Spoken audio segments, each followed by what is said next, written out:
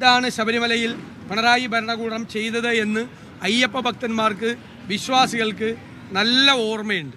അതൊന്ന് ഓർമ്മപ്പെടുത്താൻ വേണ്ടി മാത്രമാണ് ഈ അയ്യപ്പ സംഗമം സഹായിച്ചത്. ഇത് തെരഞ്ഞെടുപ്പിനെ മുന്നിൽ കണ്ടുകൊണ്ട് മാത്രമുള്ള കപട അയ്യപ്പ ഭക്തിയാണ് എന്ന് ഇന്നും ഒന്നുകൂടി തെളിഞ്ഞിരിക്കുകയാണ്.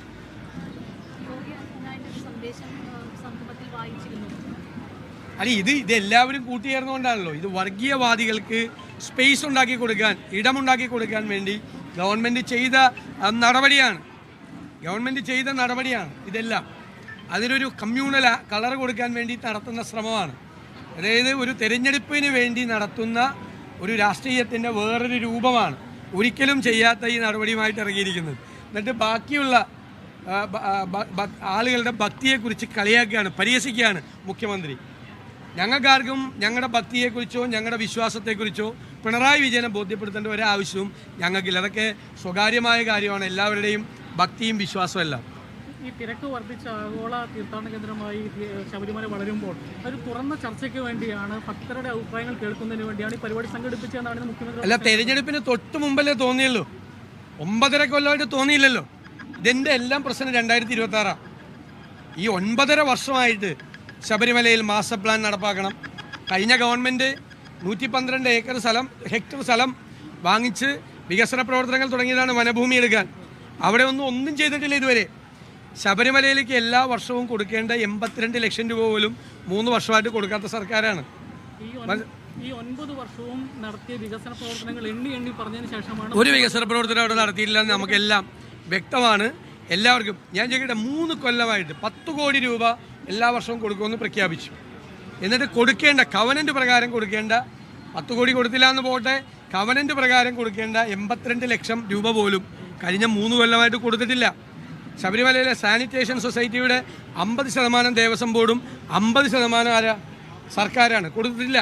ദേവസ്വം ബോർഡിനെ കൊണ്ട് മുഴുവൻ പൈസ ചെലവാക്കിച്ചു ഇത്രയും നാൾ. മാത്രമല്ല, അയ്യപ്പ സംഗമത്തിന് ബോർഡ് വെച്ചിരിക്കുകയാണ് തിരുവനന്തപുരം സിറ്റിയിൽ. അയ്യപ്പനില്ല, പിണറായി വിജയനും വാസവനും മാത്രമേ ഉള്ളൂ. ദേവസ്വം ബോർഡ് പ്രസിഡന്റ് പോലും ഇല്ല. ദേവസ്വം ബോർഡിൻ്റെ ആണെന്ന് പറയുന്നു അയ്യപ്പ സംഗമം. ദേവസ്വം ബോർഡ് പ്രസിഡന്റിൻ്റെ റോൾ എന്താണെന്ന് അറിയാമോ? ഫുഡ് കമ്മിറ്റി അധ്യക്ഷൻ. ഇതാണ് വെറുതെ ആളുകളെ പരിഹസിക്കാൻ വേണ്ടി നടക്കുന്ന ഈ കാപട്യം ജനങ്ങൾ തിരിച്ചറിയുക തന്നെ ചെയ്യും.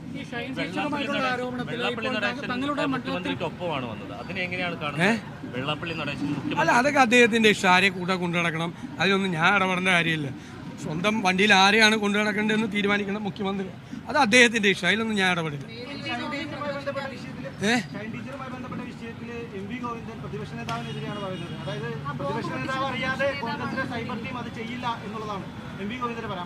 ഇതിൻ്റെ ഏറ്റവും രസകരമായ കാര്യം, എം വി ഗോവിന്ദൻ തന്നെ ഇത് പറയണം.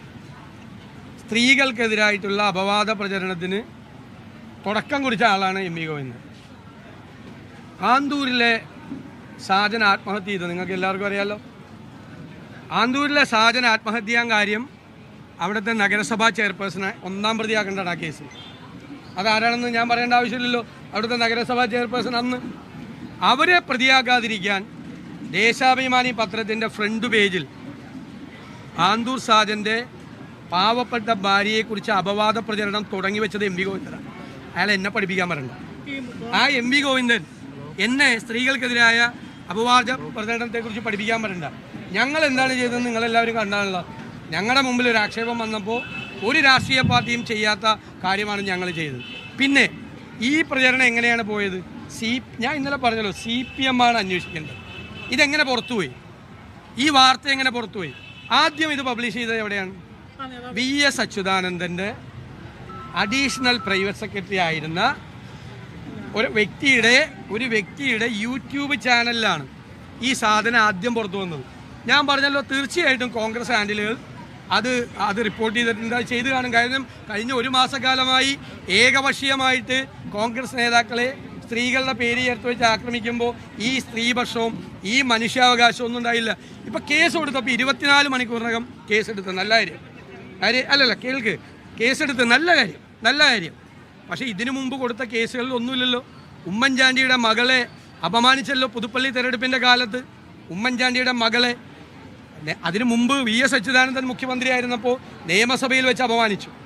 രണ്ടാമത്തെ മകളെ തെരഞ്ഞെടുപ്പ് കാലത്ത് സോഷ്യൽ മീഡിയയിൽ ക്രൂരമായി അധിക്ഷേപിച്ചു. എന്നിട്ട് അവർ പരാതി കൊടുത്തു. കേസെടുത്തിട്ട് ഇതുവരെ ഒരു നടപടിയായിട്ട് മുന്നോട്ട് പോയില്ല. ഇരട്ട നീതിയാണ്. സൈബർ ആക്രമണത്തിൽ ഇരട്ട നീതിയാണ്. എത്ര മാധ്യമപ്രവർത്തകരെ ആക്രമിച്ചു, വനിതാ പ്രവർത്തകരെ.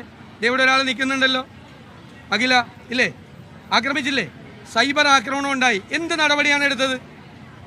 എത്ര മാധ്യമ വനിതാ പ്രവർത്തകർക്കെതിരായി CPM സൈബർ കടന്നൽ കൂടുകൾ ആക്രമിച്ചു? എത്ര നിന്ദ്യമായിട്ടാണ് അവരെ ആക്രമിച്ചത്?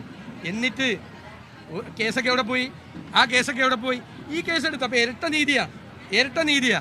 ഇതൊക്കെ ജനങ്ങൾ കാണുന്നുണ്ട്. അത്രയും കോൺഗ്രസിന്റെ മണ്ഡലം സെക്രട്ടറിയാണ് താനെന്നും താനാണ് ഒരു മാസം മുമ്പ് ഇത്തരത്തിലൊരു ആരോപണം, അതായത് ഒരു CPM വനിതാ നേതാവും ഒരു MLA തമ്മിൽ അഭിഹിതമുണ്ടെന്ന് പോസ്റ്റ് ഇട്ടിരുന്നുവെന്ന് ഒരു ഗോപാലകൃഷ്ണൻ സമ്മതിക്കുന്നുണ്ട്. മണ്ഡലം സെക്രട്ടറിയാണ്, നടപടി എടുക്കുക. ഇത് ഒരു മാസം മുമ്പെന്നുള്ള കേസല്ലല്ലോ. ഇത് ഒരു മാസം മുമ്പെന്നുള്ള നിങ്ങൾക്ക് കൈരളിക്ക് ഇയാൾ ചോദിക്കണതിന് മാത്രം മറുപടി പറഞ്ഞാൽ മതി. കൈരളിക്ക് ഇതിന്റെ ഡേറ്റ് അറിയാൻ പാടില്ല. അറിയാം, എന്താ അറിയാത്ത മറ്റും ഒരു മാസം എന്നൊക്കെ പറയുന്നത് കൺഫ്യൂഷൻ ആക്കാൻ നോക്കി. ഇതിന്റെ ഒരു മാസം മുമ്പ് ഞാൻ ഫേസ്ബുക്കിൽ ഇട്ടിരുന്നു, ഞാൻ ഡിലീറ്റ് ചെയ്ത് കളഞ്ഞു. അവിടെ നിന്നാണ് ഈ ആരോപണങ്ങൾ. ഇത് ഒരു മാസം മുമ്പ് ഉണ്ടായ സംഭവം അല്ലല്ലോ.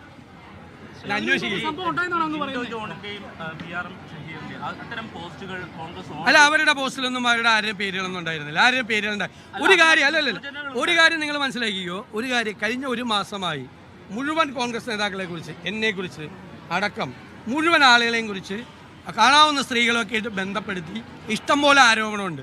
അന്നൊക്കെ ചെന്ന് നിങ്ങൾ ആ സോഷ്യൽ മീഡിയ ഹാൻഡിലോടൊന്നും പോയി ചോദിച്ചില്ലല്ലോ, നിങ്ങൾ എന്തിനാണ് ഇറക്കുന്നതെന്ന്.